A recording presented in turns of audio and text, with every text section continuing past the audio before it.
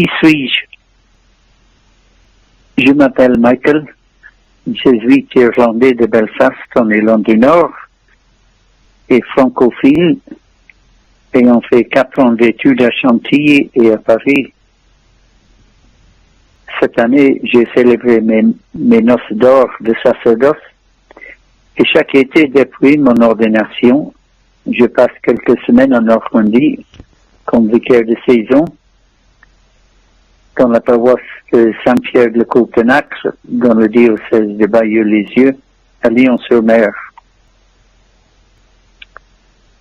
La question, pour moi, quelle serait ma définition de l'espoir? Chaque fois que je quitte mes amis là-bas, c'est en se disant à l'année prochaine. C'est un acte d'espérance, un souhait, si vous voulez, qui exprime notre amitié. Mais c'est aussi une prière que le Seigneur nous donnera la joie de nous revoir. Pour moi donc, l'espérance est une prière, ou au moins, elle s'exprime dans une prière. Selon Saint Paul, dans son hymne à la charité, dans sa première lettre aux Corinthiens, elle se trouve entre la foi et l'amour. Elle trouve ses racines dans la foi et elle s'exprime dans l'amour. J'espère donc parce que je crois. Je crois en la bonté de Dieu, en son amour pour tout ce qu'il a fait. Et je reviens encore à Saint Paul qui nous dit « Vous êtes un chef-d'œuvre de Dieu ». Je crois en son amour pour moi.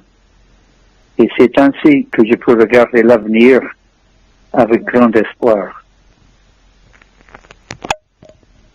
Deuxième question, quelle est la parole de Dieu qui me donne de l'espoir? Je trouve la parole de Dieu qui me donne de l'espoir dans mon psaume préféré, le psaume 38 ou 39. Yahweh, tu me sondes et tu me connais. Tu as mis sur moi ta main. C'est toi qui m'as créé et m'as formé, qui m'as donné la vie dans le sein de ma mère. Et je te rends grâce, merveille que je suis, merveille que tes œuvres. Et il y a aussi la parole de Dieu lui-même, Jésus, qui à la scène a prié son Père pour les apôtres et pour nous, ses disciples de ce 21e siècle. C'est pour eux que je prie, car ils sont à toi.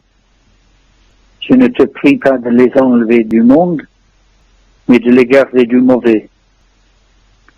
Je ne prie pas pour eux seulement, mais aussi pour ceux qui, grâce à leur parole, croiront en moi. Troisième question. Envisage une personne, une rencontre qui me vient en mémoire et qui soit associée à l'espérance. Les gens d'un certain âge se souviendront de Dag Hammarskjöld, deuxième secrétaire général de l'ONU, qui est mort dans un accident d'avion au début des années 60 en Zambie, pendant une mission de maintien de la paix au Congo.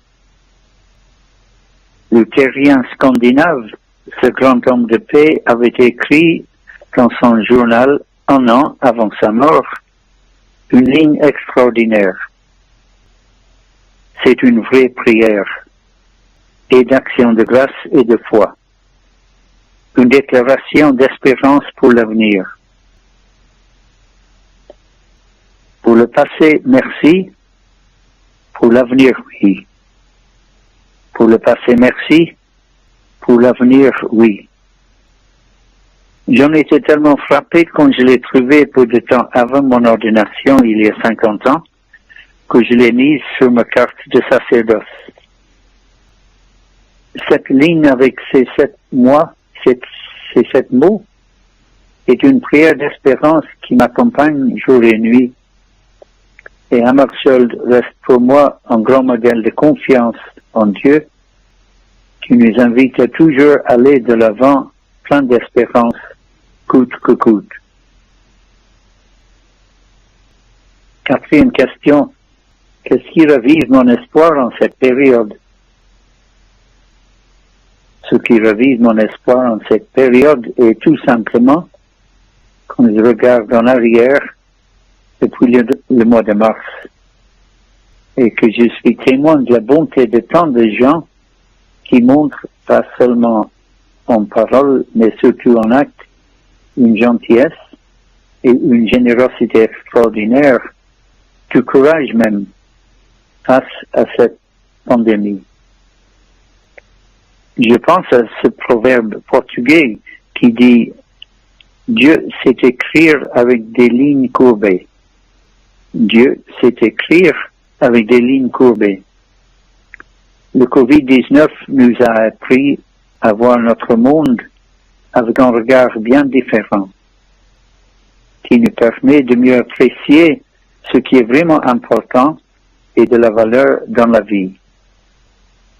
Et la vie elle-même, dans toute sa fragilité et avec toutes ses joies.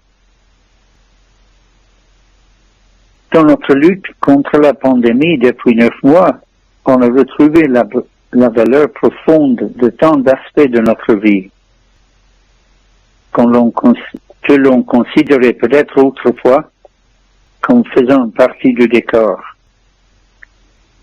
La richesse de la vie en famille, surtout la contribution des grands-parents, la gentillesse des voisins et même de parfaits inconnus, la disponibilité d'entreprises commerciales et de points de vente, les services publics et l'importance des sacrements, voire la grande déception devant les églises fermées sans messe. Et enfin, le confinement lui-même qui empêche la liberté de faire tout ce que l'on veut. Et je vois notre attente pour un vaccin un peu comme un purgatoire terrestre. On est encore en vie avec l'espoir d'arriver bientôt en terre promise. Fin de la pandémie. Mais on est encore en route, avec une espérance du succès des chercheurs qui grandit de jour en jour et dont l'arrivée s'annonce déjà. Je reviens au psaume 129 pour y trouver un sens plus profond. J'espère, Yahweh, mon âme attend le Seigneur plus que les veilleurs de l'aurore. Et le vaccin divin est la grâce, l'abondance du rachat.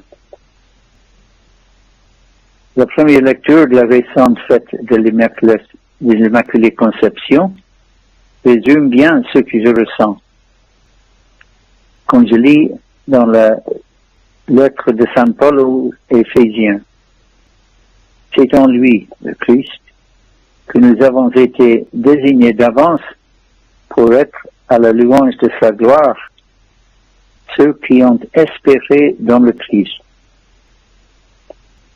J'ai confiance donc en Dieu, qui continue à écrire avec les lignes courbées de notre vie, nos peines et nos souffrances, nos soucis et nos luttes, notre faiblesse et l'anxiété. Il écrit l'histoire de la vie de chacun de nous en le transfigurant en courage, force, confiance et de joie.